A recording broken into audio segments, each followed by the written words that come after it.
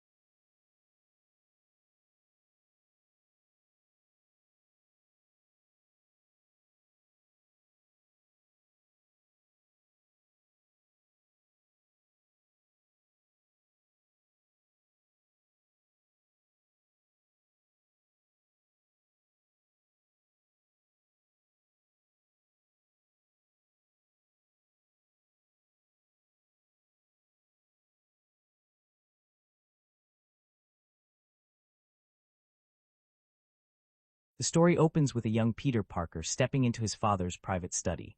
The moment he enters, he realizes something is wrong. Drawers have been pulled open, papers are scattered everywhere, and the entire room looks as though someone has searched it in a hurry. Before Peter can understand what happened, his father, Richard Parker, rushes inside. Clearly alarmed, Richard gathers several important files and quickly packs them away. Not long afterward, Peter's parents take him to the home of his Uncle Ben and Aunt May. They leave their son in the couple's care, offering Peter no real explanation for why they are going or when they might return. Confused and frightened, the young boy can only watch as his parents disappear from his life. Years pass, and Peter is now a high school student. He is intelligent and observant, but also quiet, socially awkward, and more comfortable keeping to himself. Most of the time, he tries to stay unnoticed and avoid situations that could bring him trouble. Unfortunately, that does not stop Flash Thompson and his friends from targeting him. One afternoon, Peter sees Flash humiliating another student in front of a crowd. He initially tries to ignore what is happening, but eventually decides he cannot stand by any longer. Peter steps forward and confronts Flash, even though he knows he is physically outmatched. His attempt to defend the victim quickly turns against him, and Flash brutally beats him in front of the other students. The fight only ends when Gwen Stacy arrives and orders them to stop. She pulls the boys apart and prevents the situation from becoming worse. Later, Gwen speaks privately with Peter and tells him that standing up to Flash took real courage. Her compliment catches him off guard, and for the first time that day, Peter allows himself to smile. That evening, Peter helps Uncle Ben clean out the basement. While sorting through several old belongings, he comes across a briefcase that once belonged to his father. Curious, Peter carefully examines it and discovers a hidden section built into the case. Inside, he finds documents connected to Richard's scientific work. Peter studies the papers and learns that his father had been employed at Oscorp alongside a scientist named Dr. Kurt Connors. Wanting to know more, Peter searches for information online.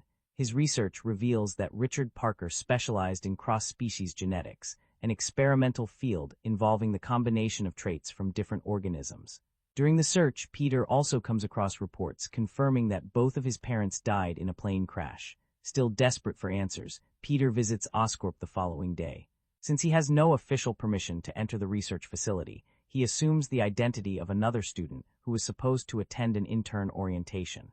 Using the stolen credentials, Peter manages to slip inside with the rest of the group. Once there, he is surprised to see Gwen. She is not merely visiting the company, but working as one of Dr. Connor's senior interns.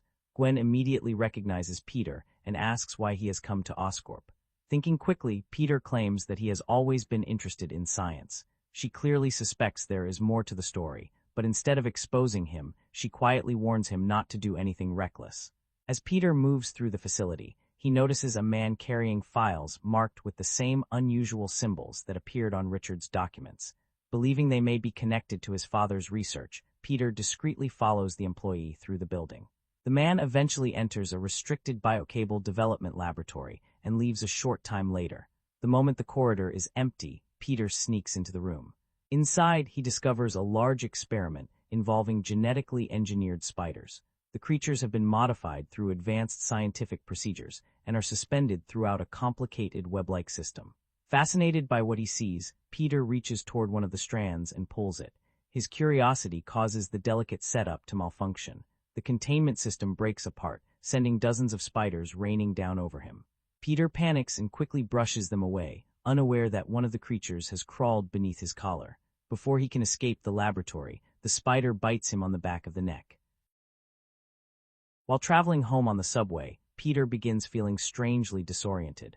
A group of men notices him and decides to provoke him, expecting him to be an easy target. However, when they attack, Peter's body reacts almost automatically. His reflexes have become incredibly fast, allowing him to avoid every punch and grab with ease. Even Peter does not understand how he is moving so quickly. His strength and coordination seem to have increased dramatically, and he effortlessly overwhelms the entire group.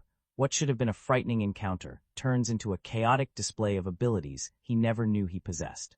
After reaching home, Peter examines himself in the mirror. As he looks closely at the bite on his neck, he finds the strange spider still clinging to him. Realizing the creature came from the Oscorp laboratory, Peter begins to suspect that the bite has somehow changed him. By the next morning, those suspicions are confirmed. His senses have become unnaturally sharp, his speed has increased, and his body is far stronger than before. He also possesses extraordinary balance, agility, and reflexes resembling those of a spider. Ordinary movements now require careful control because Peter has not yet learned how to manage his new strength. Hoping to learn more about Richard's work, Peter later visits Dr. Connors at his home. He introduces himself and reveals that Richard Parker was his father. Connors is stunned to discover that the son of his former research partner has come looking for him.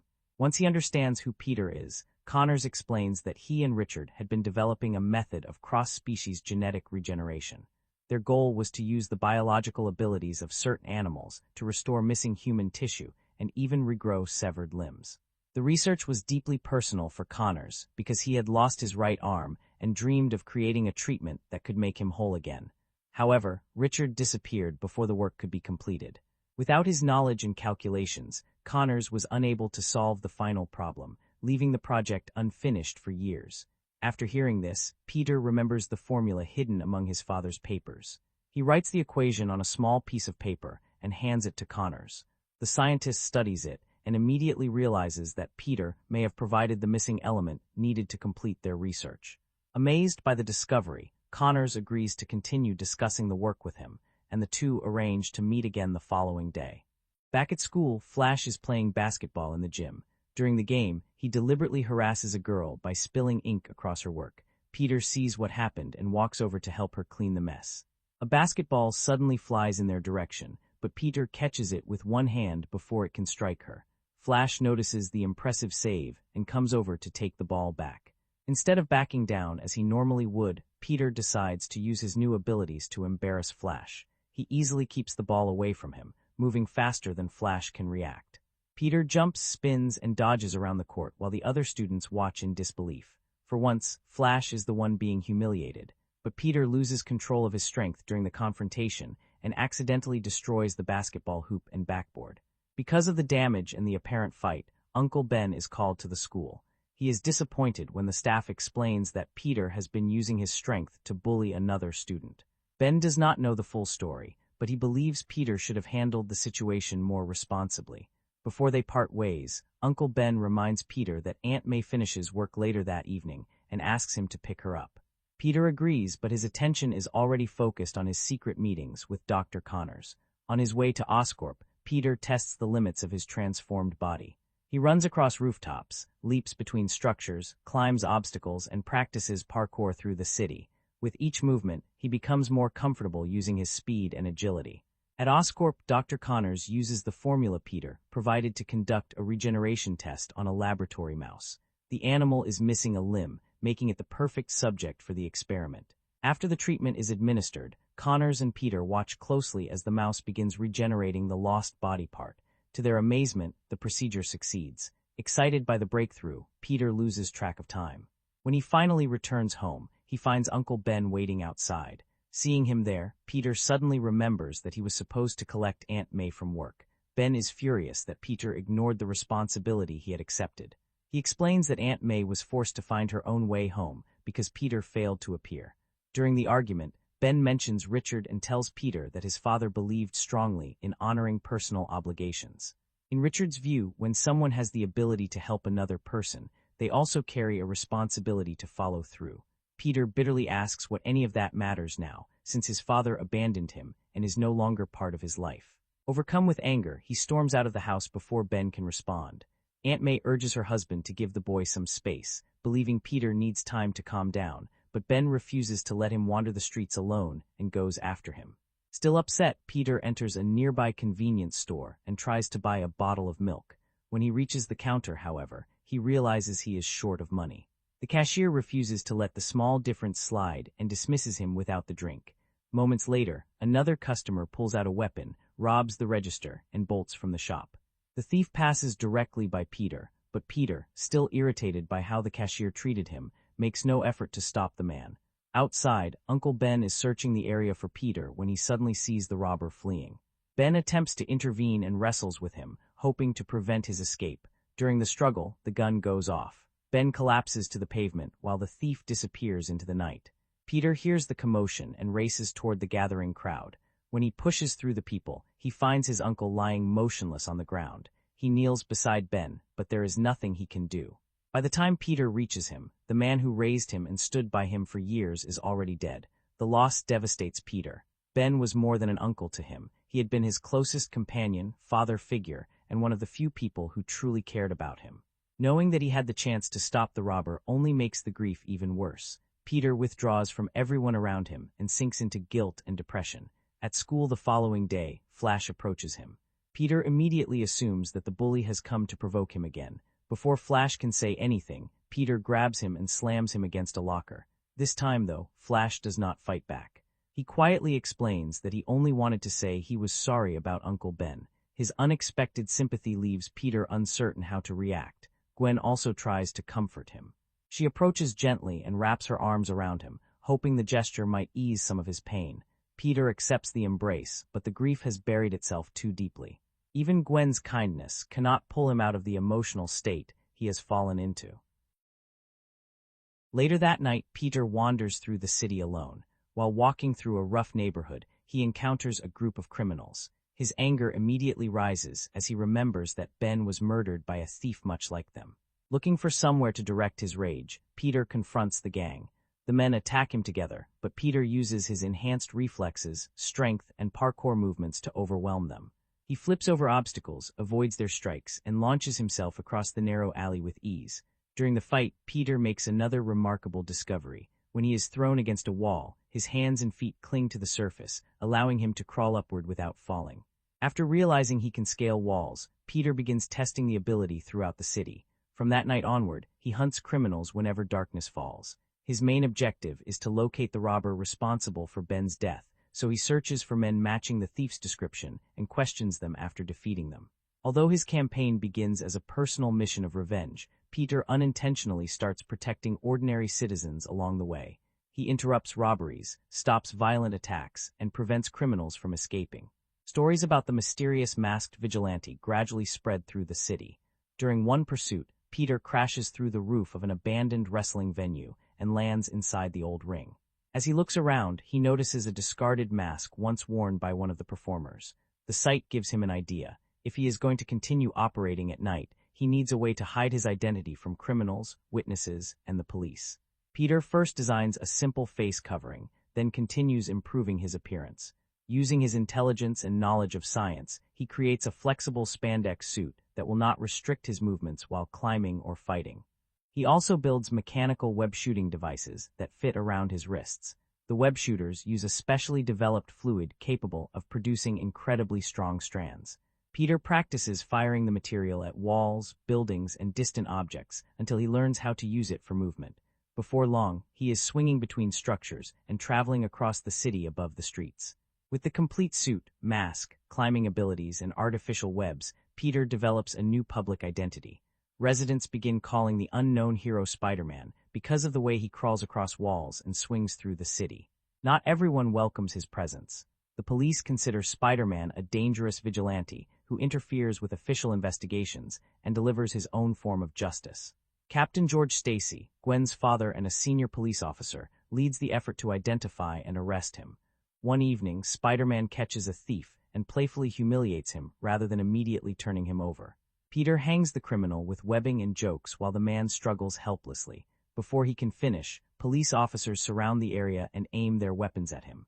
The officers order Spider-Man to surrender, but Peter refuses to be taken into custody.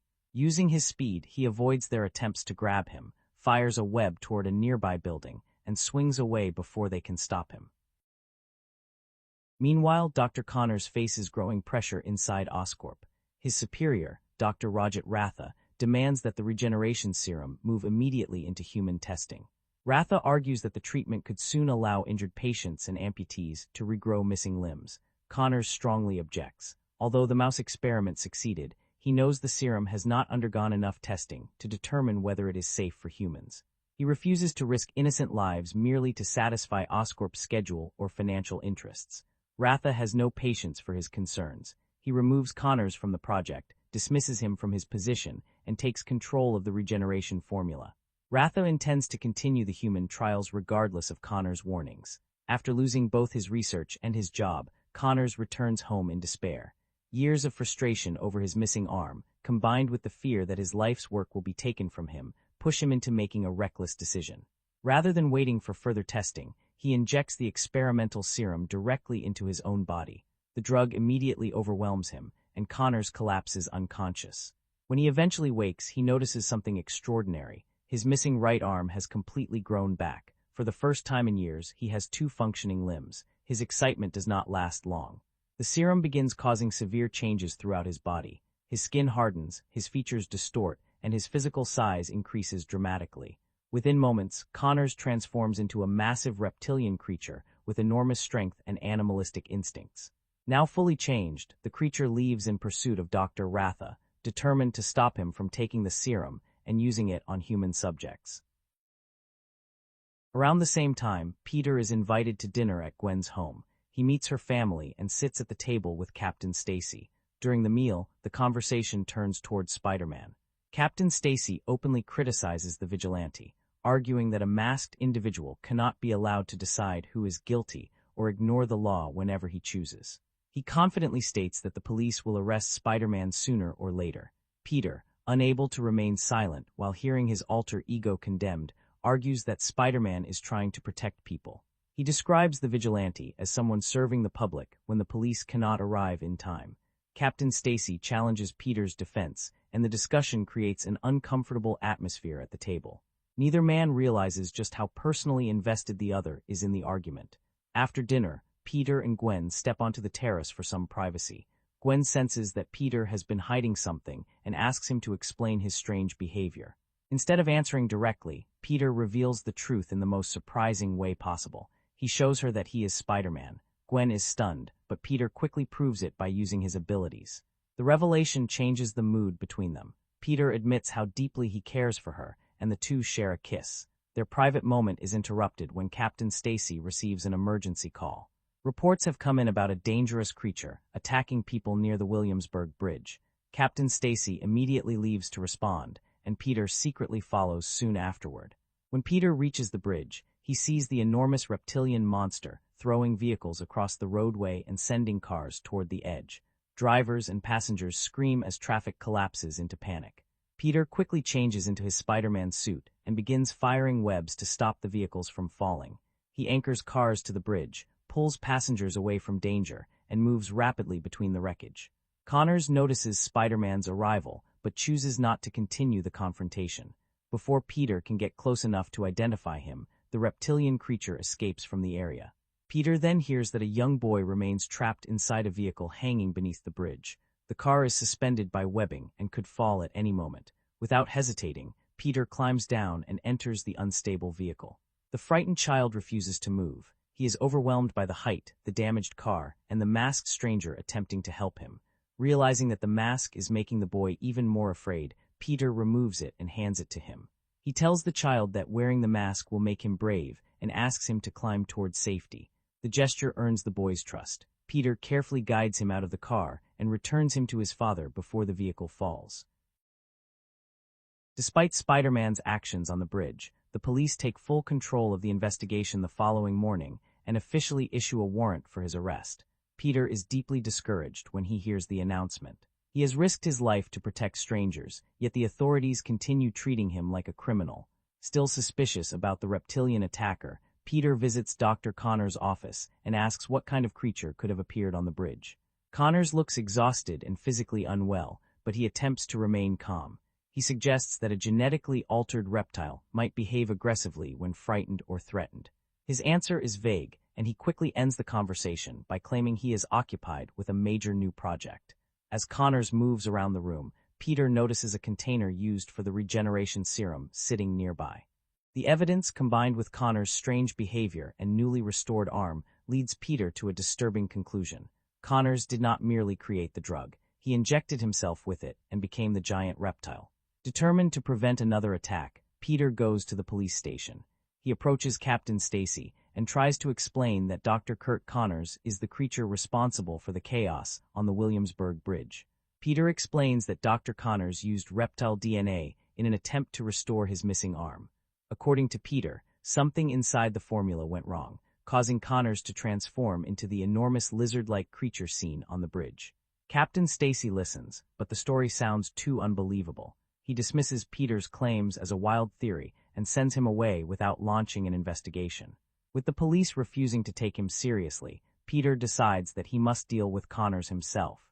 He searches for a place where a giant reptile could remain hidden and eventually turns his attention toward the city's sewer system. Believing the creature may be living underground, Peter enters the tunnels and sets up a camera, hoping to capture proof of its existence. It does not take long for Connors to appear. Once again, the serum takes control of his body, transforming him into the towering reptilian monster. He attacks Peter inside the confined tunnel, and a violent fight breaks out beneath the city. Peter uses his speed and webbing to keep his distance, but the narrow sewer gives him little room to maneuver. Connors' transformed body is far stronger than before, and he repeatedly smashes Peter into walls and pipes. In the middle of the battle, Peter's web shooters malfunction and stop firing. Without his webs, Peter loses his main advantage. The lizard pins him down and prepares to tear into him. Peter barely manages to escape, using the environment and his remaining strength to break free before disappearing deeper into the tunnels. After Peter flees, Connors notices the camera that was left behind. When he examines it, he sees Peter Parker's name written on the device. The discovery immediately reveals the truth to him. The masked vigilante interfering with his plans is Richard Parker's son. Injured from the fight, Peter later climbs into Gwen's bedroom. She is shocked by his condition, but quickly helps clean and bandage his wounds. As she treats him, Peter confesses that he feels responsible for everything that has happened. He explains that Connors could never complete the regeneration experiment until Peter gave him Richard's missing equation. That formula made the serum possible, and now it has turned Connors into a dangerous creature. Peter believes that because he helped create the problem, he must also be the one to stop it. The next day, the situation becomes impossible to hide. Connors enters Peter's school while transformed, sending terrified students and teachers running through the corridors. He has come specifically to find Peter and attacks him inside the building. Peter manages to change into Spider-Man and uses his webs to avoid the creature's claws and powerful strikes. Their fight tears through classrooms, hallways, and the school library. Desks are thrown aside, walls are damaged, and students flee as the two battle across the campus. Although Connors possesses overwhelming strength, Peter uses his intelligence and the objects around him to fight back. He traps the creature with webbing and repeatedly forces him away from the remaining students. Before the police can arrive and surround the building, Connors escapes. Knowing another attack is inevitable, Peter contacts Gwen and asks her to return to Oscorp. He tells her to use Connors' research to prepare an antidote capable of reversing the mutation. While she heads toward the laboratory, Peter returns to the sewer system to search Connors' hideout. Inside the underground laboratory, Peter discovers Connors' true objective. Connors no longer wants the serum only for himself. He plans to release it across the entire city and transform every resident into a reptilian creature. Connors believes human beings are weak and imperfect. In his altered state of mind, he sees the mutation as a form of evolution that will remove illness, disability, and physical weakness.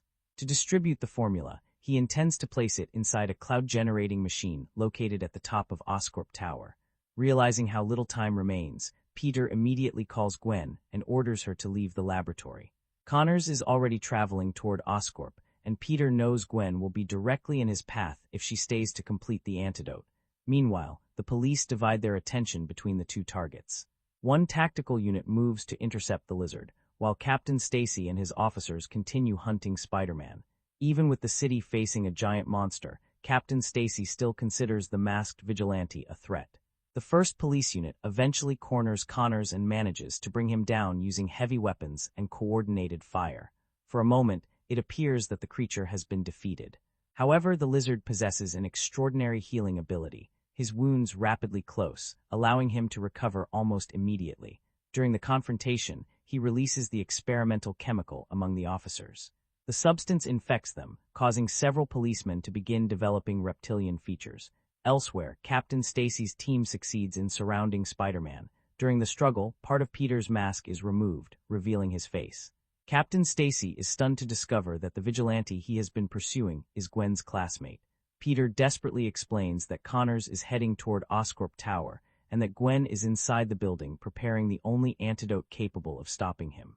He warns Captain Stacy that if the lizard reaches the dispersal machine, the entire city will be infected. Although hesitant, Captain Stacy finally recognizes that Peter is telling the truth. He allows him to leave so he can stop Connors. Unfortunately, as Peter attempts to escape, one of the officers accidentally fires his weapon and shoots him in the leg. The injury severely limits Peter's movement. He can barely place weight on the wounded leg, and every swing sends pain through his body. Even so, he continues toward Oscorp because there is no one else capable of reaching Connors in time. The father of the boy Peter rescued from the bridge happens to work in construction. When he sees news footage of Spider-Man struggling across the city, he realizes that the hero who saved his son is trying to reach Oscorp. Wanting to repay that debt, the man contacts the other crane operators working nearby. He instructs them to rotate and position their cranes in a straight path toward the tower. One after another, the machines move into place, creating a series of high platforms that Spider-Man can use as anchor points for his webs. The traffic police also begin cooperating. Streets are cleared, vehicles are redirected, and a route is opened beneath the cranes. With the city finally helping rather than hunting him, Peter swings from one crane to the next and steadily closes the distance to Oscorp Tower. Inside the laboratory, Gwen finishes creating the antidote just before Connors reaches her. She escapes with the container and finds her father. Gwen hands it to Captain Stacy and tells him that Spider-Man must receive it before the lizard activates the machine. Captain Stacy immediately heads toward the top of the tower. By the time he arrives, Connors has already begun overpowering Peter near the dispersal device. Peter is weakened by the gunshot wound and struggles to keep the creature away from the machine. Captain Stacy opens fire on the lizard, briefly forcing him back. He then gives the antidote to Peter, creating enough time for him to climb toward the machine and replace the mutagenic serum. Peter reaches the device and begins switching the containers. Below him, Captain Stacy continues shooting at Connors to prevent him from following. The lizard eventually attacks the captain directly, slashing him across the body and leaving him critically wounded. After disabling Captain Stacy, Connors climbs after Peter. He reaches the top of the tower and attempts to stop him, but he is already too late. Peter completes the sequence and activates the machine with the antidote instead of the regeneration chemical. A massive cloud spreads across the city. Rather than turning the population into lizards, the antidote reverses the mutations. The infected police officers regain their human forms, and Connors transforms back into an ordinary man. The damaged structure at the top of Oscorp begins collapsing. Peter loses his grip and falls from the tower, seemingly headed toward certain death. Connors, now restored and horrified by what he nearly caused, catches Peter before he disappears into the darkness below. Once he is safe, Peter rushes to Captain Stacy. The captain is still alive, but his injuries are fatal. In his final moments, he acknowledges that the city truly does need Spider-Man, even though Peter's role as a hero will create powerful enemies. Captain Stacy is especially concerned about Gwen. He knows that anyone close to Spider-Man could become a target.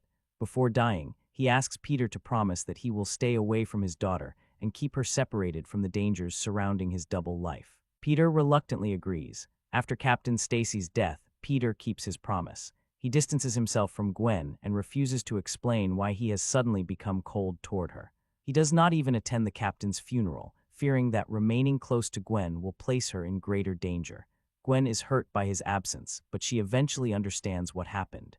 Peter's behavior makes it clear that her father asked him to stay away before he died. Though the realization is painful, she decides to respect the promise and accepts Peter's decision. Sometime later at school, Flash approaches Peter once again. This time, however, there is no hostility between them. Flash has completely changed the way he treats Peter and speaks to him as a friend. He is even wearing a Spider-Man shirt, unaware that the hero he admires is standing directly in front of him. Peter notices the shirt and compliments it, quietly amused by the situation. In the final scene, Spider-Man stands high above the city and watches several police vehicles race through the streets in pursuit of a criminal. No longer driven only by revenge for Uncle Ben, Peter now understands the responsibility that comes with his abilities. He fires a web toward the next building and swings after the police, fully embracing his. The biggest problem facing the Amazing Spider-Man begins before Peter Parker is even bitten. Why are we doing this again? That question hung over the film from the moment it was announced. Sam Raimi's first Spider-Man had only arrived 10 years earlier, and the final movie in that trilogy was still fairly recent. This wasn't some character returning after decades away from the screen. Audiences could still remember the previous spider bite, the previous Uncle Ben, the previous costume, the previous lesson about responsibility. None of it had faded into cinematic history. So when this film starts walking through another version of Peter Parker's early life, it has to fight against a strange kind of impatience. We already know roughly where every road leads. Peter will enter a laboratory.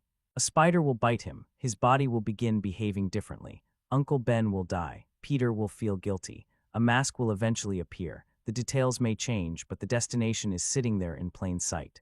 That does not automatically make the movie bad. Familiar stories can still work. Batman's origin has been told repeatedly. Superman's story has been reshaped for different generations. Even myths survive because each storyteller finds a different pressure point, a different emotion, some new way into material everyone already recognizes. The trouble is that the Amazing Spider-Man often changes the decoration without completely changing the experience. Mary Jane is replaced by Gwen Stacy. The Green Goblin is replaced by the Lizard. Organic webs are replaced by mechanical web shooters. Peter skateboards now. His hair is different. His clothes are different. The lighting is moodier. Yet underneath those changes, we are still watching Peter move through many of the same emotional stations the earlier films had already covered. That creates an odd tension.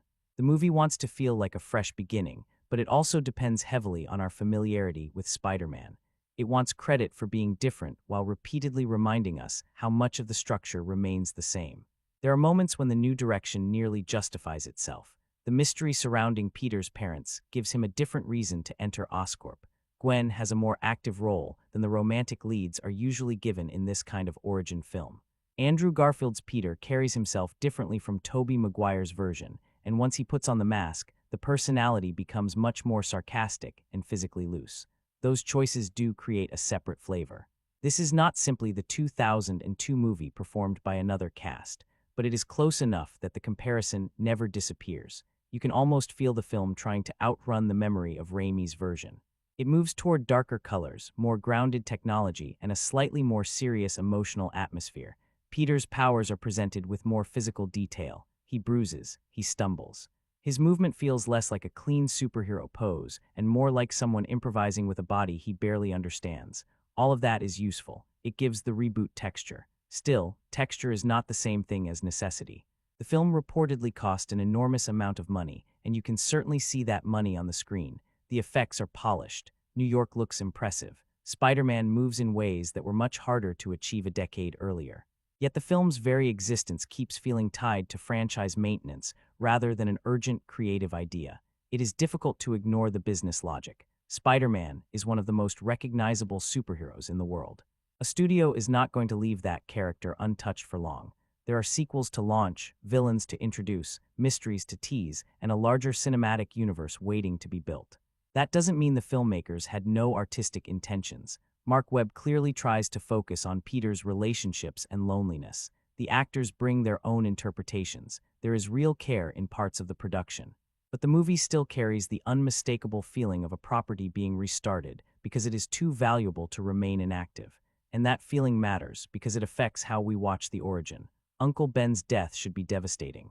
It is the moral wound at the center of Peter Parker's life. Here, though, a portion of the audience is not only thinking about Peter's grief, they are also thinking, yes, we know.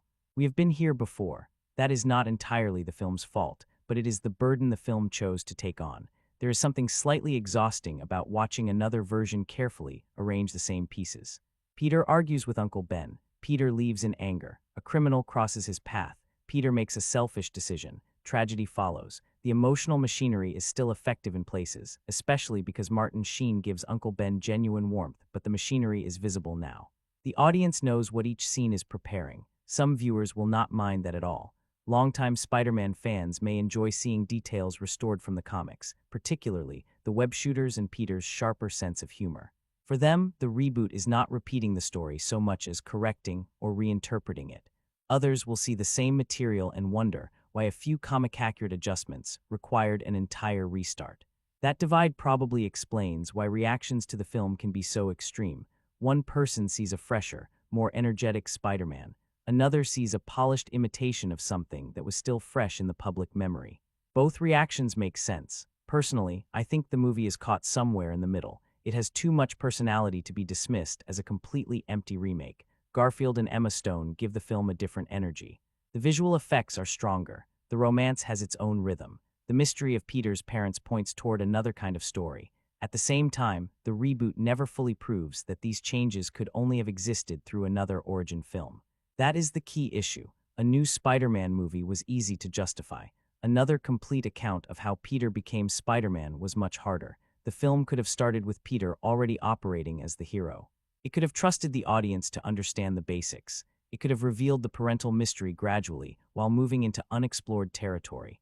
Instead, it returns to the beginning and spends a large part of its running time rebuilding a character who never really left.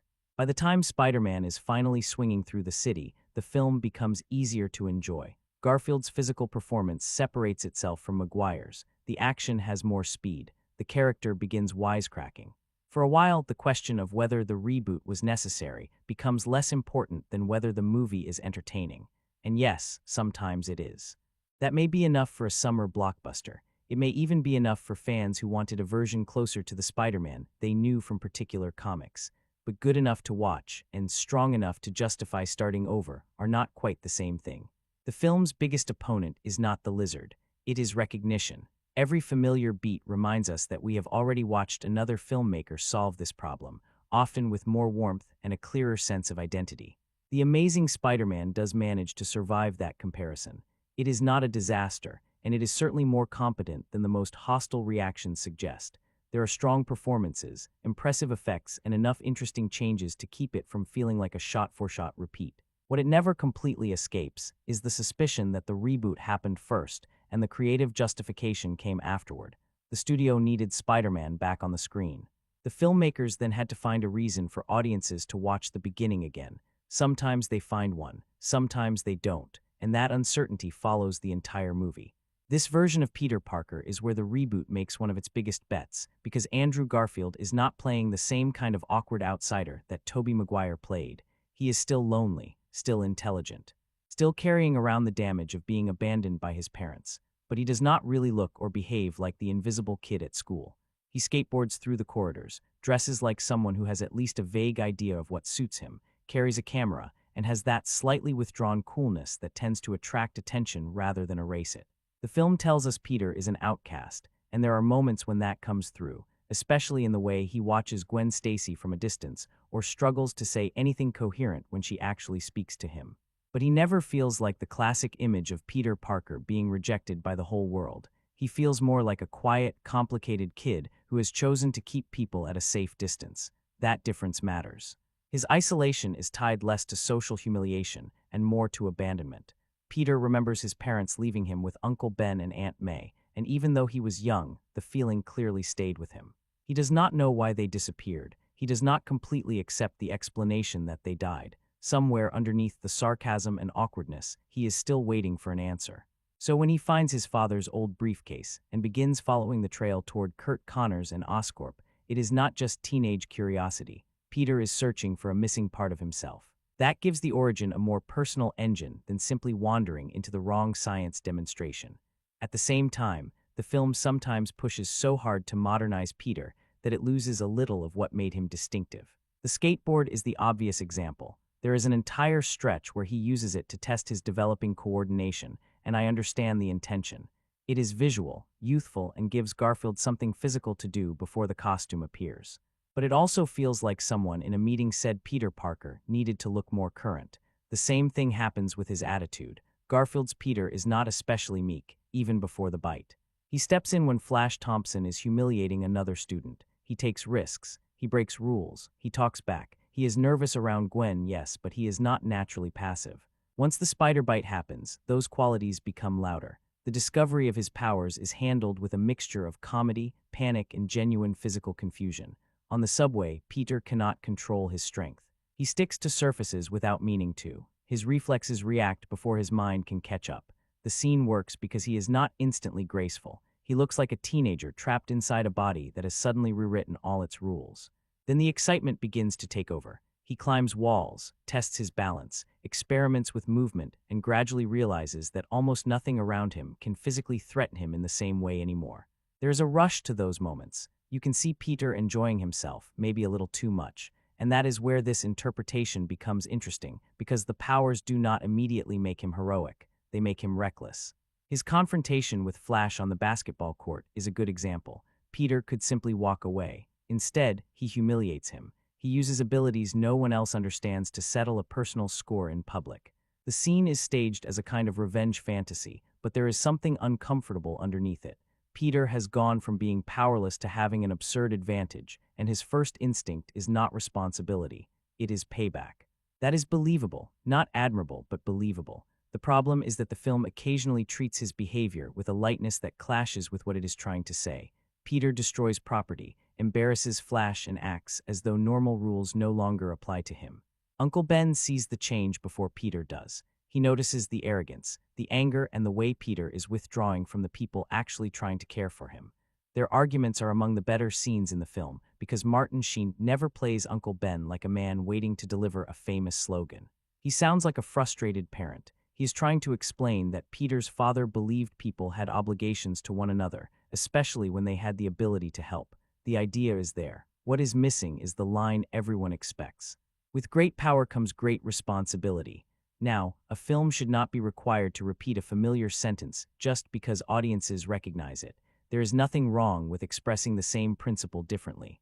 The issue is that this particular phrase is not only a quotation attached to Spider-Man. It is the cleanest expression of his entire moral identity. Without it, the film has to work harder to make Peter's transformation clear. At first, he does not use his abilities to protect strangers. He uses them to explore, to show off, and eventually to hunt for Uncle Ben's killer. He is not patrolling New York because he believes the city needs him. He is searching for men who resemble the description of the thief who got away. That makes his early version of Spider-Man much closer to a vigilante driven by grief. There is anger in the way he stops criminals. He seems to enjoy frightening them. Garfield Spider-Man is funny during these scenes, but the humor has an edge. The mask gives Peter permission to say things he would never say in school. He becomes louder, cockier, and more aggressive. In some ways, that is very close to the comics. Spider-Man is supposed to talk during fights. He distracts people, irritates them, and hides his fear behind jokes. Garfield understands that part of the character very well. Once the costume goes on, his performance loosens up. His body language becomes lighter. His voice has more confidence. He finally seems free, but freedom is not the same as maturity. The film's central challenge is showing how this angry kid becomes someone willing to risk himself for people he has never met. That progression is present, though not always as cleanly as it could be. The bridge rescue is probably the moment when the idea starts to click. Spider-Man is no longer looking for one criminal or acting out his guilt. He sees a child trapped in a car hanging above the river, and there is no personal reward for helping him.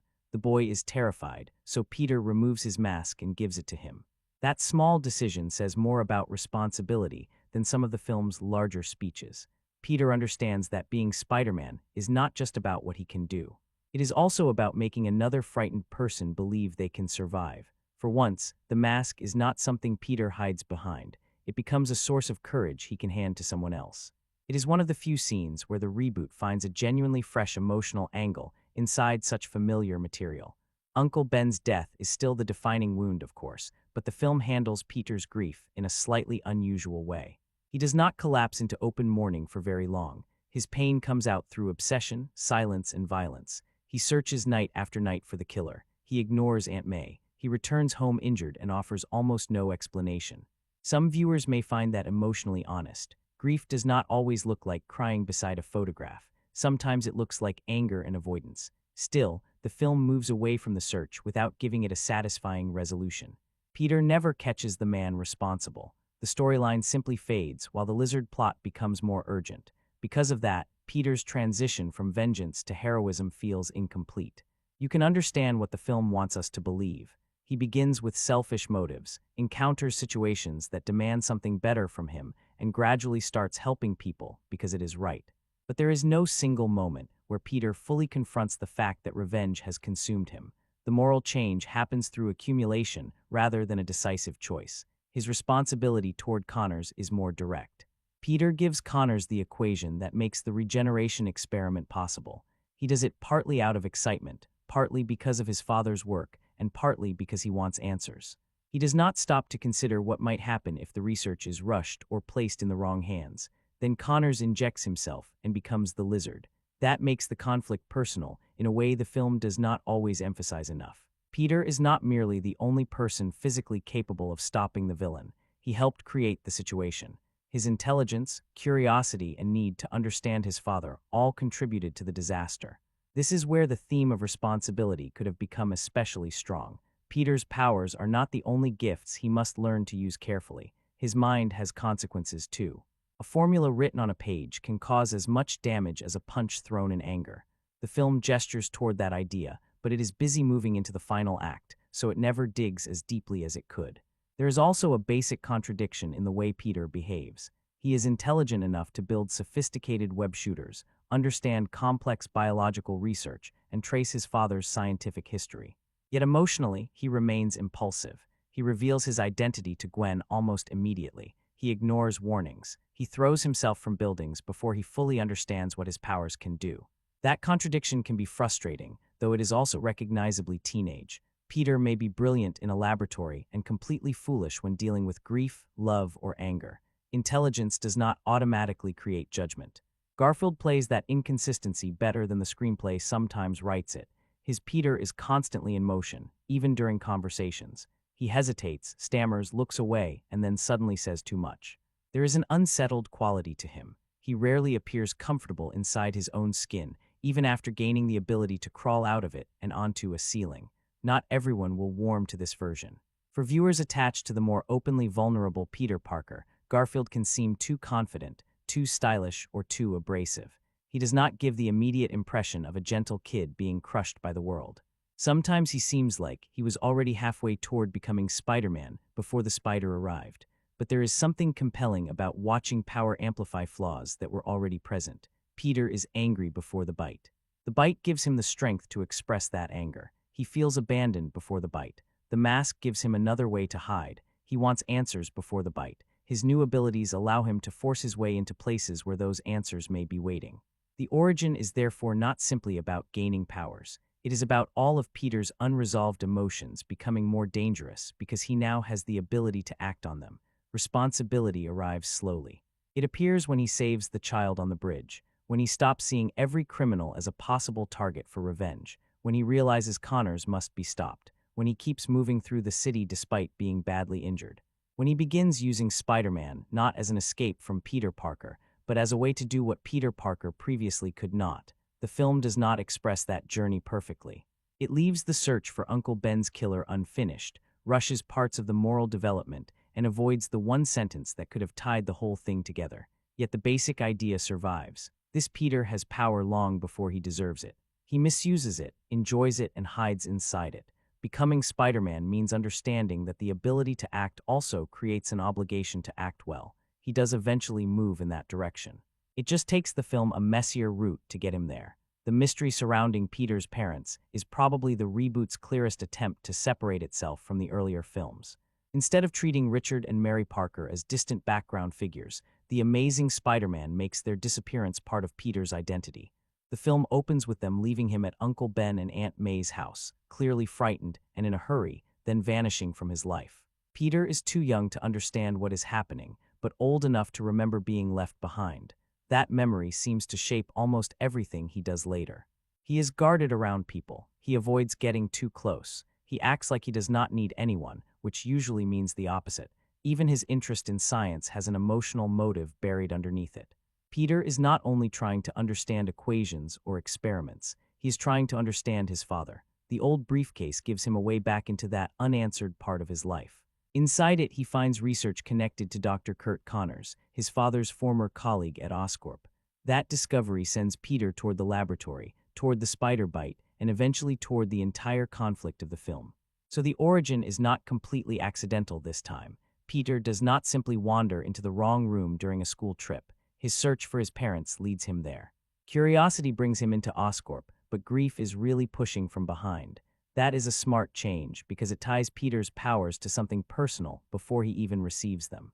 The spider bite becomes another consequence of his need for answers. In a way, the whole plot grows out of a child who never understood why his parents left. The problem is that the mystery is often more interesting than the answers the film is willing to provide. We learn that Richard Parker worked with Connors on cross-species genetics. We are told Peter's parents died in a plane crash, although the circumstances remain vague enough to invite suspicion. Oscorp clearly knows more than it is saying. There are secret files, unfinished research, and people who behave as though the Parker name still carries some danger. Then the film keeps most of that material at a distance. It raises questions very efficiently. Why did Peter's parents run? What exactly were they working on? Was the plane crash really an accident? Why does Oscorp seem so determined to continue the research? How much does Connors know? Those questions create momentum, but they are not resolved in a satisfying way. The story treats them partly as emotional background and partly as franchise bait. You can feel the film saving information for later. That weakens the mystery because Peter's search begins as the reason he enters the story, then gradually becomes secondary once the lizard takes over. His parents still matter, but mostly through implication. Curt Connors is the bridge between Peter and Richard Parker. At first, Peter approaches him almost like a student meeting a piece of family history. Connors knew his father. He worked beside him. For Peter, that makes him more than a scientist. He is a possible witness to the life Peter never got to see. There is something sad in that relationship. Peter wants knowledge, but he also wants approval. Connors represents the version of his father Peter has built in his head. Brilliant, respected, and involved in work that could change lives. By helping Connors solve the missing equation in the regeneration formula, Peter is not just showing off his intelligence. He is stepping into his father's place. For a moment, he becomes part of the work Richard Parker left unfinished, and Peter really is brilliant. The film makes a point of that in ways the earlier movies did not always emphasize. His room is filled with equipment, photographs, and half-built devices. He modifies things. He understands difficult research. He can look at Connor's problem and see a path forward when trained scientists are stuck. The mechanical web shooters are the most obvious example. Rather than producing webs naturally, Peter designs devices that can fire a synthetic material developed by Oscorp. It is a strong choice for the character because it proves that Spider-Man is not created by the bite alone. The spider gives Peter physical abilities, but the web shooters come from his own mind. Without Peter Parker's intelligence, this Spider-Man would be much less complete. The devices also bring the film closer to the comic book version of the character. Peter is not only agile and strong, he is an inventor. His greatest advantage is not the ability to climb walls, it is the fact that he can solve problems while hanging from one. Still, the film makes the invention slightly too convenient. Peter does not create the web material itself. Oscorp has already done that. He finds the product, understands its potential, and builds the mechanism that uses it. That still shows real engineering skill, but it also feels as though the screenplay has placed exactly what he needs within easy reach. The same pattern appears throughout the Oscorp material. Peter needs access to Connors, and Gwen happens to work there. He needs advanced webbing, and Oscorp already manufactures it. Connors needs the missing scientific equation, and Peter happens to find it in his father's notes. The pieces fit, perhaps a little too neatly. Oscorp itself is treated less like a normal company and more like the hidden center of Peter's life. His father worked there, Connors works there, Gwen works there, the spider that changes Peter is there, the material for his webs is there, the technology that creates the lizard is there. Almost every road leads back to the same building. That gives the film a sense of unity, but it also makes the world feel smaller and more engineered. Peter does not gradually discover that several parts of his life are connected. The connections are stacked on top of one another. The strongest part of this storyline is the way Peter's intelligence becomes morally dangerous. When he gives Connors the decay algorithm, Peter does not fully understand what will happen with it. He is excited to contribute. He wants to prove himself. More importantly, he wants to take part in the work his father began. Then Connors uses the formula, injects himself, and becomes the lizard. Peter does not create the villain by himself, of course. Connors makes his own decisions. Oscorp applies pressure. The experiment is rushed, but Peter still helped make it possible. That adds another layer to the idea of responsibility. His powers are not the only thing he can misuse. His knowledge can cause damage too. Peter is intelligent enough to change the world before he is mature enough to understand what changing it might cost. The film could have explored that more deeply. There's a real story hiding there about inherited ambition. Peter worships his father's scientific work without knowing why it was abandoned. Connors is desperate to complete that work because he believes it can repair the human body. Oscorp sees commercial and strategic value in the research. Each character approaches the same science for a different reason. Peter wants connection. Connors wants restoration. Oscorp wants control. That is a much more interesting conflict than a giant reptile trying to release gas over New York. Unfortunately, once Connors transforms, the scientific and emotional complexity starts giving way to a more familiar superhero plot. The parental mystery suffers from the same problem. It begins with intimacy, a child at the top of the stairs, watching his parents leave. It expands into secret research and corporate conspiracy. Then it remains unfinished because the film is already looking toward sequels. The post-credits scene makes that intention even clearer. A shadowy figure appears and speaks to Connors, suggesting that the truth about Peter's father is still being withheld. It is supposed to create intrigue. Mostly, it confirms that this film was never planning to provide a complete answer. There is nothing wrong with leaving some mystery for later. A franchise can build gradually. But the first film still needs to make its unanswered questions feel purposeful rather than postponed. Here, the mystery sometimes feels less like a carefully designed puzzle and more like a locked box the filmmakers have not decided how to open yet. What saves the material is Peter's emotional investment in it. Garfield plays the parental scenes with a quiet frustration. Peter is not only curious, he is hurt. Every new detail brings him closer to his father and reminds him that his father chose secrecy over staying with him. That contradiction is important. Peter admires Richard Parker's mind, but he also carries anger toward him. He wants to continue his work, yet that work may be connected to the reason his family disappeared. He is trying to build an identity from someone who left him with almost nothing. Science becomes his inheritance, but also his wound. That is why the Oscorp storyline works best when it stays close to Peter. The laboratory, the web shooters, and the Connors research all reveal something about him. They show his intelligence, his recklessness, and his need to belong to a history he barely understands. When the film moves too far into secret company mythology, it becomes less convincing. Oscorp is clearly being positioned as the source of future villains and future revelations. You can see the franchise machinery beginning to turn. Names are withheld, motives are blurred. Characters appear briefly because their real purpose belongs to another movie. That makes this chapter feel incomplete. Even so, the idea behind it is strong. Peter Parker is not simply a teenager who receives powers. He is a young scientist following the trail of his missing father, only to discover that intelligence without caution can be as dangerous as strength without responsibility. His web shooters prove what his mind can build. The lizard proves what that same mind can help unleash. And the unanswered questions about his parents leave Peter in the same emotional position where he began. closer to the truth, perhaps, but still looking through a door that never fully opens. Andrew Garfield's casting is probably the point where this reboot most clearly separates itself from the Raimi films, because his Peter Parker is not built around softness. Tobey Maguire played Peter like someone the world could push around almost indefinitely. Even after gaining powers, there was still something vulnerable about him. Garfield's version carries himself differently. He is restless, defensive, and a little sharper around the edges. You get the sense that this Peter has spent years learning how to keep people at a distance. That makes him interesting, although not always immediately likable. The film introduces him as a lonely high school student, but visually he never quite disappears into the background. He is tall, stylish without trying too hard, rides a skateboard, and looks more like the quiet photography kid people might secretly find intriguing than the classmate nobody notices. That became one of the most common complaints about the performance. Garfield simply does not look like a helpless teenage nerd. He was already well into his 20s when the film was made, and there are scenes where that is difficult to ignore.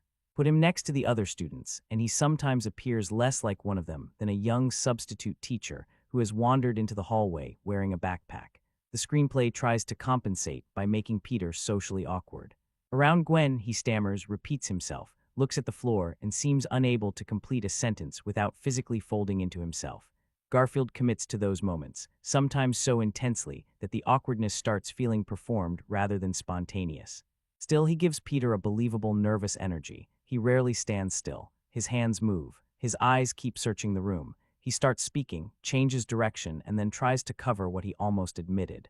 There is something emotionally unfinished about him.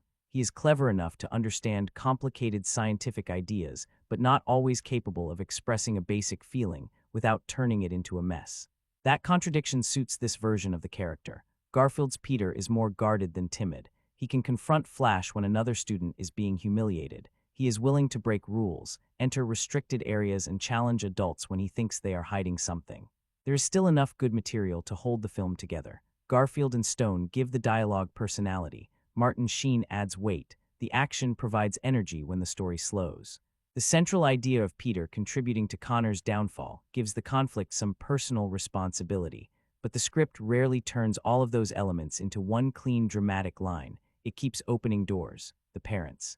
Oscorp Norman Osborn, the shadowy figure, the future of the research, the next villain, the next film. By the time the credits roll, the immediate crisis is over, but the movie has left so many lights on in other rooms that the conclusion feels temporary. Maybe that was always the intention. The problem is that the Amazing Spider-Man needed to prove this new version could stand on its own before asking us to invest in everything coming after it. Instead, the franchise machinery is already running before the first story has properly finished. Mark Webb was an unusual choice to direct a Spider-Man movie, and you can feel that unusual choice in almost every part of the film. Before this, his main feature was 500 Days of Summer, a relationship film built around awkward conversations, romantic uncertainty, and people misunderstanding one another. Nothing about that immediately suggests giant reptiles, collapsing towers, or a superhero swinging through New York in 3D, yet the decision makes sense once Peter and Gwen are alone together. Webb is clearly more comfortable with two people hesitating in a doorway than with an entire city under attack. He understands nervous attraction, interrupted sentences, and the tiny shifts in body language that tell us more than the dialogue. The scenes between Andrew Garfield and Emma Stone have a looseness that much of the rest of the film lacks. They breathe. Peter looks away when he wants to say something honest. Gwen waits, amused but not impatient. Their conversations are full of pauses, stammers, and half-finished thoughts. It does not always sound elegant, but teenage attraction rarely does. Those scenes are where Webb's personality comes through most clearly. He seems interested in Peter Parker before he is interested in Spider-Man. The powers matter, obviously, but the film spends a surprising amount of time on Peter's loneliness, his parents, his anger, and his inability to communicate with the people closest to him. That focus distinguishes the reboot from a more straightforward action film. Peter does not simply receive abilities and move toward heroism. Webb treats the powers as something that disrupts an already unstable teenager. They make Peter more confident, but also more reckless. They give him freedom while exposing the anger he has been carrying for years. The quieter domestic material benefits from that approach.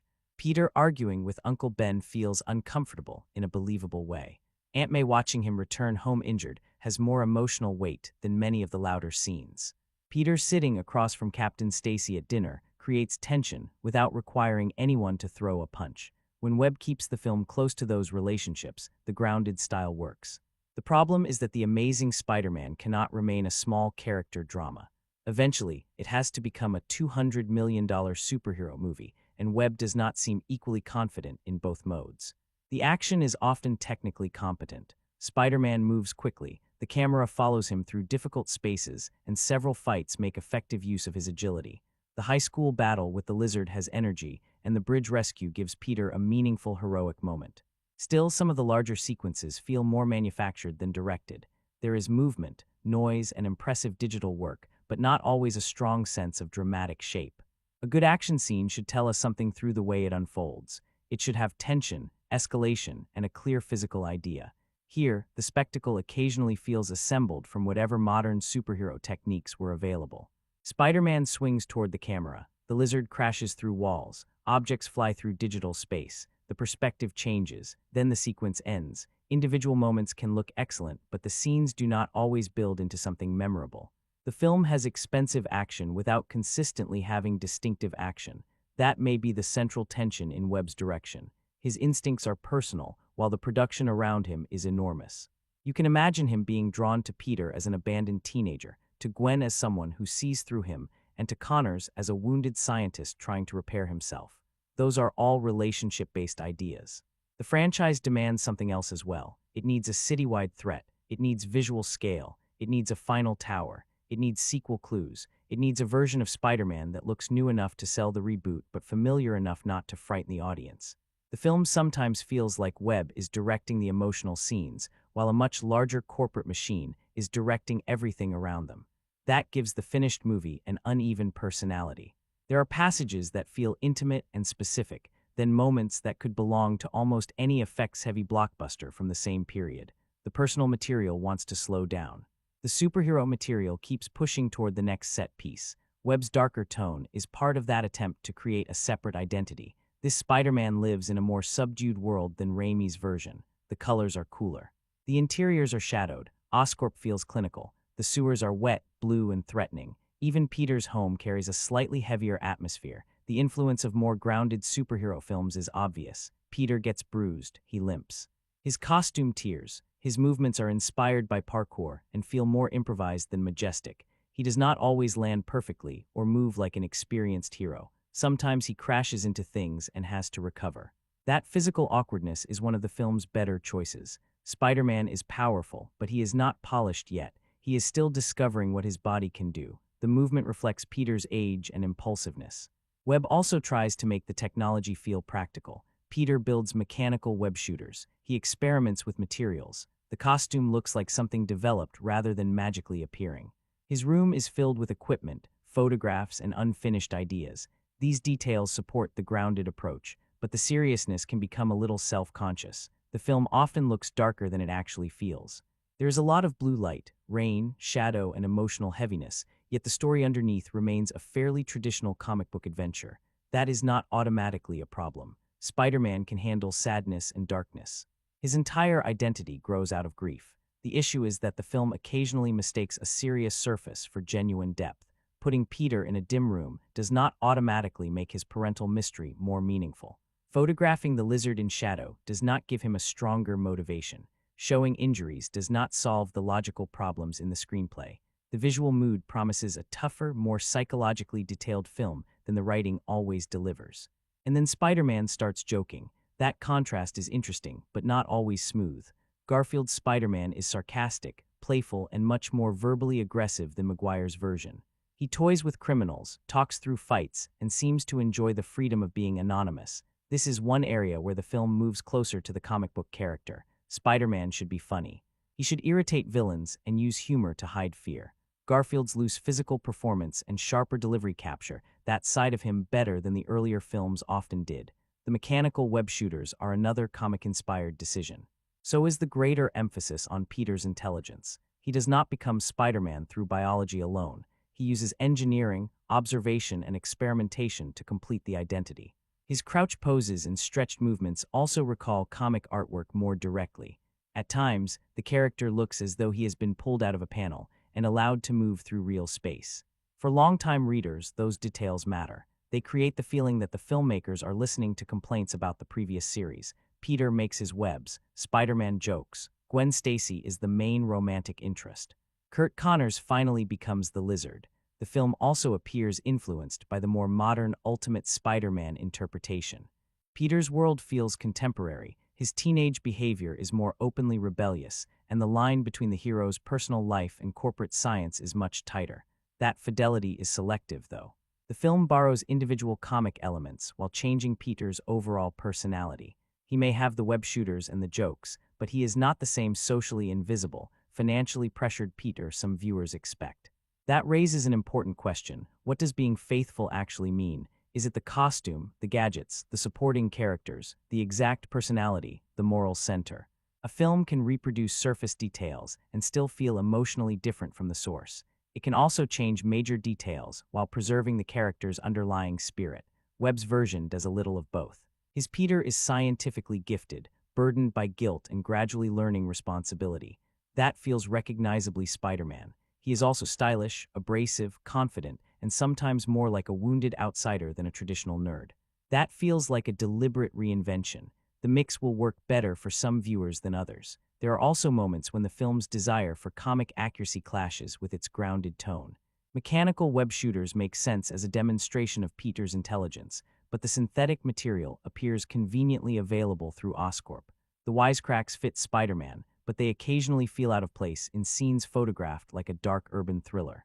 The Lizard is drawn from the comics, yet his citywide plan becomes exactly the kind of exaggerated villain scheme the rest of the film seems to be avoiding. The movie wants realism and comic book scale at the same time. Sometimes that combination works. The bridge rescue is visually spectacular, but emotionally simple. Peter helps one frightened child, and the scene stays focused on that human connection. Other times the balance collapses. The climax turns into machinery, gas clouds, and digital destruction, leaving the quieter ideas behind. Webb's best creative choice is probably making Peter's emotional life the center of the story. Even when the film becomes crowded, it keeps returning to abandonment. Peter's parents leave. Uncle Ben dies. Aunt May cannot reach him. Connors becomes a failed link to his father. Gwen is one of the few people he chooses to trust. That gives the reboot a consistent emotional concern, even if the plot does not always handle it cleanly. The weaker choice is trying to wrap that concern inside a franchise plan before the first film has finished establishing itself. You can sense multiple creative voices. The credited screenplay has 3 writers, the studio is preparing sequels, and the reboot must satisfy comic fans while appealing to viewers who only know the Raimi films. The result sometimes feels negotiated. One scene is romantic, the next is grim, then Spider-Man makes a joke, then the film pauses for parental mystery, then the Lizard returns and the building begins collapsing. It does not become incoherent, but the tone never settles completely. Raimi's films, whatever their flaws, had a recognizable personality.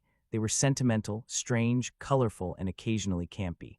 You could feel the director's particular taste in the performances, humor, and visual exaggeration. Webb's film is more polished and less eccentric. That makes it easier to take seriously in some places, but harder to love in others. There is no shortage of craft. The actors are well directed in the personal scenes. Spider-Man moves beautifully. The world is detailed. The film has a clear desire to modernize the character. What it lacks is the feeling that every part belongs to one strong creative vision. Mark Webb brings sensitivity to Peter Parker, and that should not be dismissed. The romance works largely because he understands it. The family conflict has emotional texture. Garfield is allowed to play Peter as messy rather than purely heroic, but when the film expands into spectacle, Webb's voice becomes harder to hear. The most memorable moments are not necessarily the biggest ones. Peter struggling to speak to Gwen, Uncle Ben trying to explain obligation without repeating the famous line, Aunt May silently realizing Peter is hurt, Spider-Man giving his mask to a frightened child. Those scenes have clarity because they are about people. The larger franchise material often feels like obligation, so Webb's direction is not a failure. It is a partial success trapped inside a production that requires him to be several different filmmakers at once. He can handle the teenager, he can handle the romance, he can handle grief in a quiet room. The enormous superhero machine is where the film becomes less personal, less certain, and much more familiar. Whatever else can be argued about the amazing Spider-Man, the film knows how to make Spider-Man move. That may sound like faint praise, but it is probably the clearest improvement over the earlier films. The swinging has weight, speed, and a real sense of distance. Spider-Man does not simply pass through New York while the background blurs behind him. He appears to travel through actual space. You feel the drop beneath him. The camera follows his body as he falls, catches a web, and changes direction. There is a moment of suspension, then the line pulls tight and sends him forward again.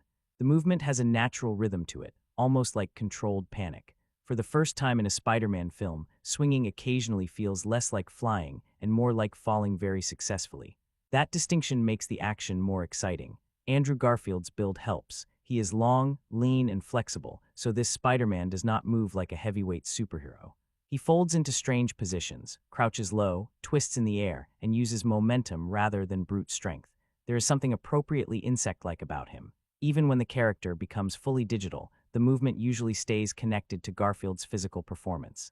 Spider-Man lands awkwardly, scrambles across walls, and sometimes looks as though he is deciding what to do halfway through the motion. He is fast, but not yet elegant. That suits an inexperienced hero. The film also uses point-of-view shots to bring the audience closer to the swinging.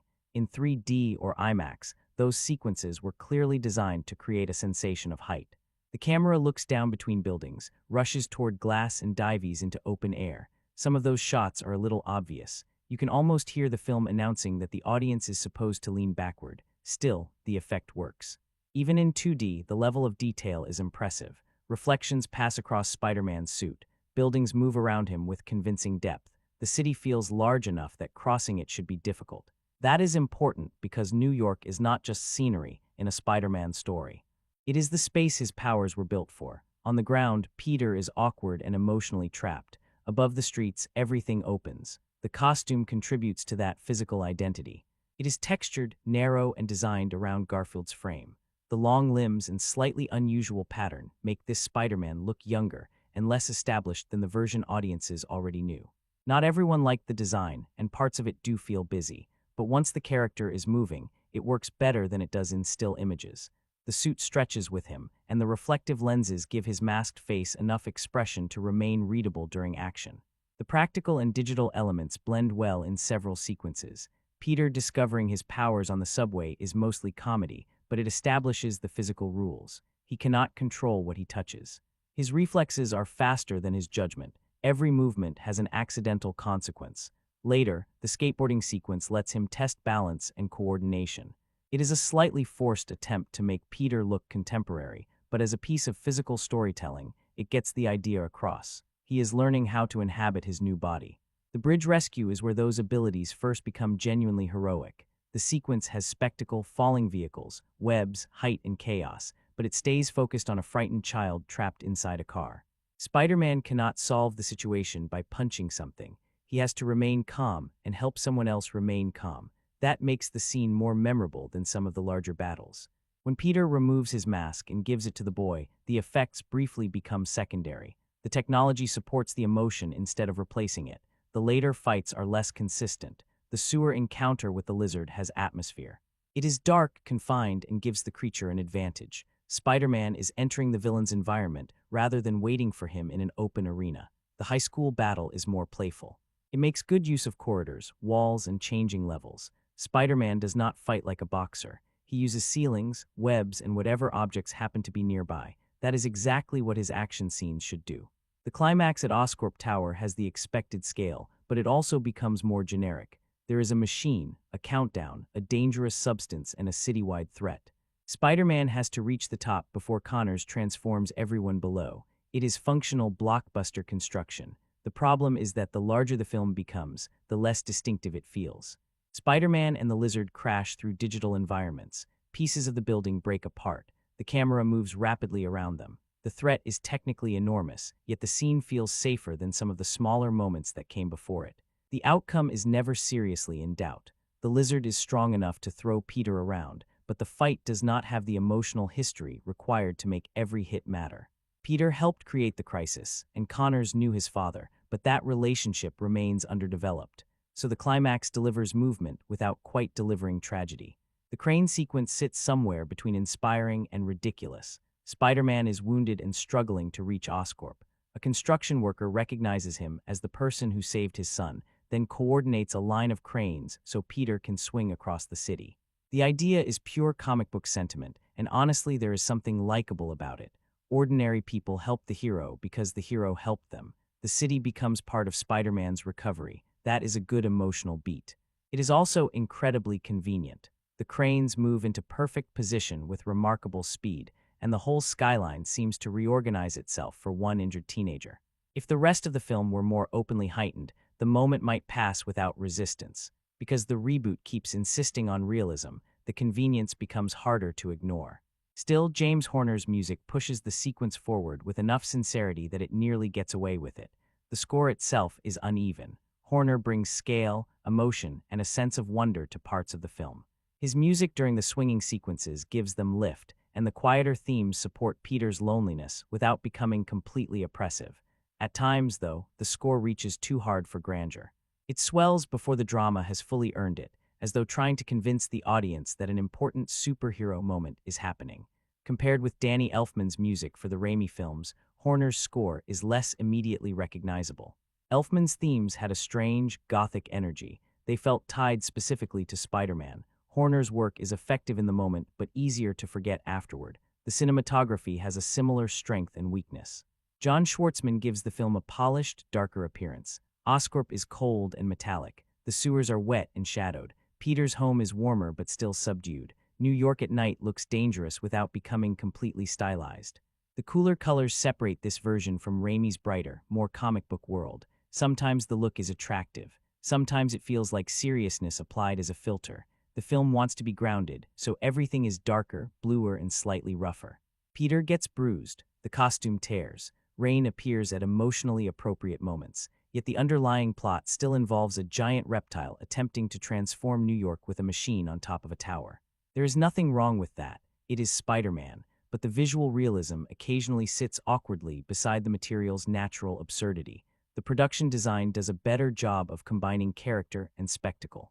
Peter's bedroom contains cameras, scientific equipment, posters, and half-finished projects. It looks like a space shaped by a specific teenager. The Parker house has enough clutter and warmth to feel occupied. Midtown High looks modern without becoming futuristic, while Oscorp feels advanced enough to suggest a company involved in work far beyond public knowledge. The sewer environments are less subtle, but they give the lizard an appropriately unpleasant home.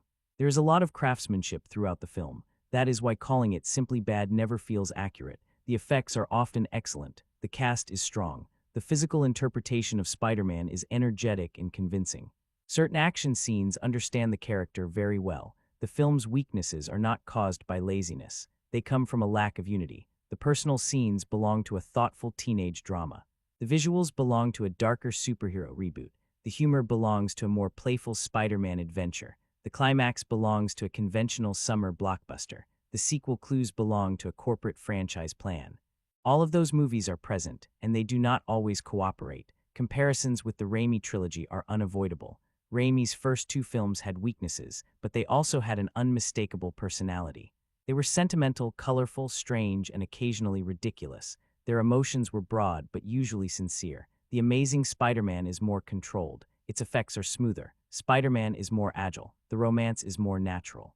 Peter's scientific ability is given greater importance. The web shooters and wisecracks bring certain details closer to the comics. Technically, it improves several things. Emotionally, it does not always improve the experience.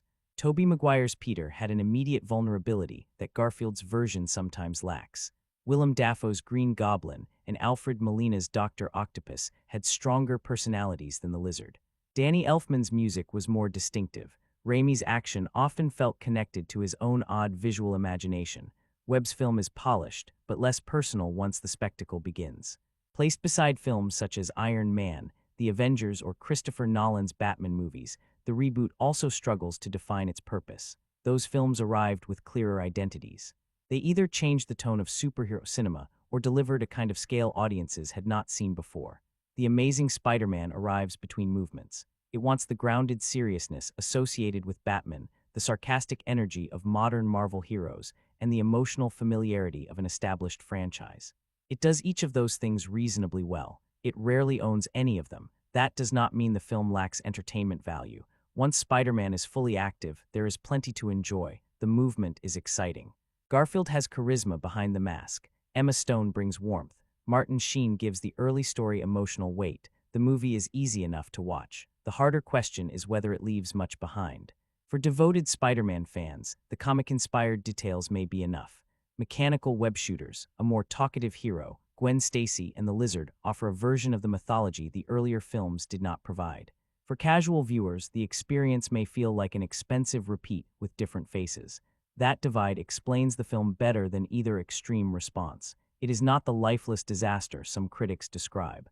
There is too much talent and too much craft for that, but it is not the bold reinvention suggested by its title and marketing either. The strongest moments are often the simplest ones. Peter and Gwen struggling through a conversation, Uncle Ben trying to reach him, Spider-Man calming the child on the bridge, Aunt May silently realizing that Peter is hurt. The weaker moments arrive when the film tries to prove how large the new franchise can become. That leaves the Amazing Spider-Man in an awkward middle position. It is visually impressive without being visually unforgettable. It is emotionally sincere without always being emotionally deep. It is closer to parts of the comics while still feeling less authentic to some viewers' idea of Peter Parker. It is familiar, but not completely repetitive. Different, but not different enough, and that is probably the fairest final judgment. This is a competent, polished, and sometimes genuinely enjoyable Spider-Man film. It contains a strong cast, excellent web swinging, and a handful of scenes that understand exactly why the character has remained popular for so long.